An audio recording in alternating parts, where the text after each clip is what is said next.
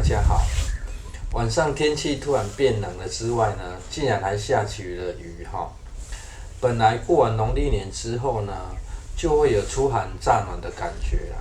如果照惯例呢，很多豆科植物已经可以开始种植了哈。今天就先来分享个人的观察与应用。水中的大坪呢，目前是集中在水池的南边啦。这透露一个讯息哈，就是风向呢吹的仍是北风啦。等天气温暖一点呢，就会改吹南风哈。这大坪呢就会反向呢改往北边吹啦，是不是蛮有趣的？而这也是开始将芦笋移往后院种植的其中一个原因啦。这种气候呢，个人只选择先行育苗哈。眼前看到的这是之前移植的七里香啊，目前状况是长得不错啦，但得找个时间进行修剪了。对于想要休闲种植的观众朋友呢，个人建议是要多种个盆栽啦。除了方便移动的好处之外在下雨天呢，也会有比较多的事情可以做啊。趁下雨的时间呢，将花盆移出去先接受点大自然的洗礼啦。这样等一下呢，也才会有事情做等雨停的时间呢，不是大有人在连狗也都在等待啊。下雨时呢，狗都还会自己找事情做人怎么能被比下去？此时盆栽的安排就很有用了，不然呢，大概就只能看狗在吃饲料，或是发呆雨也不知道会下多久了。修剪完了一盆七里香呢，才想到忘记拍摄个人习惯在要进入春天或冬天时呢，会做一次修剪因为此时呢，早上容易会有浓雾啦，也或许是早上的湿气很容易带有真菌此时呢，若可以让盆栽的枝叶通风透气一点呢，就可以大大的降低白粉病的发生了。而七里香呢，本身是很耐修剪的树种所以真的不用担心会过度伤害到树的本身个人修剪的方式呢，并不怎么考量造型而是尽可能的让它自由自然生长所以如果你想要看如何做造型呢，那太需要艺术感了个人只能说很抱歉。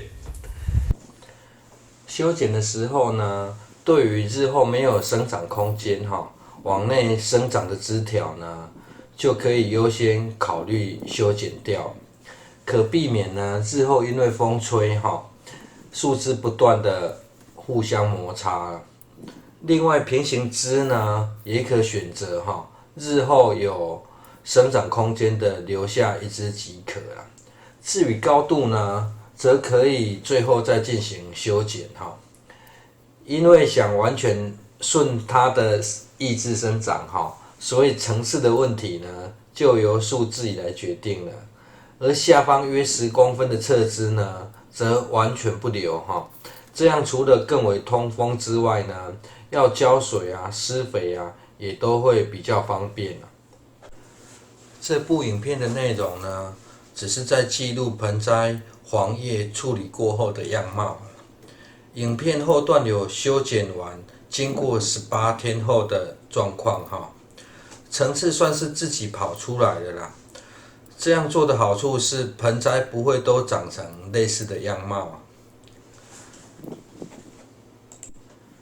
修剪的时候呢，先来聊一下天气的问题不知您是否还记得去年的天气降温呢，变冷的时间晚了好久了，所以很多冬天的菜呢，得延后种植才不会出现徒长的现象。不过呢，应该很多人天冷的时候就缩手了吧，反而没有进行种植但是冬天的菜呢，在天气冷的时候才会长得更细嫩好吃而现在如果依照过去的习惯或经验农历年后呢，很多菜就可以开始换季种植了。个人也在思考是否仍需要把时间挪后最近一天降个10几度呢，好像要变成常态了。种植或生活上呢，也许也得试着慢慢习惯与调整了。不过呢，个人目前仍尝试针对豆科植物进行播种育苗了，先观望一下状况虽然冬天的菜仍然很多都还没有采收完呢，但为了避免气温一下上升变成青黄不接的状况还是得做个准备啊。而刚开始修剪时呢，然后躺在那边盯着监工现在修剪好呢，仿佛换手换 Coffee 要来验收了。这样修剪完呢，是不是透气通风许多啊？七里香种植过程呢，遇到的天然麻烦大概就只有白粉病啊。而这样修剪后呢，就是它的茎会比较快长出来，变得更为强壮因为是顺着它的长势进行修剪所以呢，这日后想让哪一面当正面只要透过旋转盆栽就可以了。而这几个花盆呢，为何故意放在这水泥地上就只是不希望呢它的根系往土里面钻维持这样的高度呢，还是可以省掉或是延长换盆的时间的。至于修剪下来的枝条呢，有增添土壤有机质的好用途可别当垃圾直接丢掉这铺设在一旁的樟树花盆上呢，还可以有保湿的效果甚至充当隔离层呢，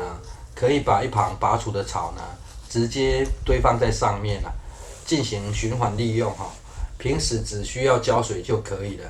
看这么大盆的樟树呢，也是可以长得很好18天之后呢，发现这修剪过后的七里香开始出现比较明显的双层生长了。早先有黄叶现象的问题呢，到目前为止已经不再出现了。最后呢，再次提醒七里香种植时呢，若真的想要施肥记得千万别下重肥了。公园的篱笆呢，应该也很少会进行施肥吧，但是呢，只要适度的修剪就已经可以长得很好了。谢谢收看。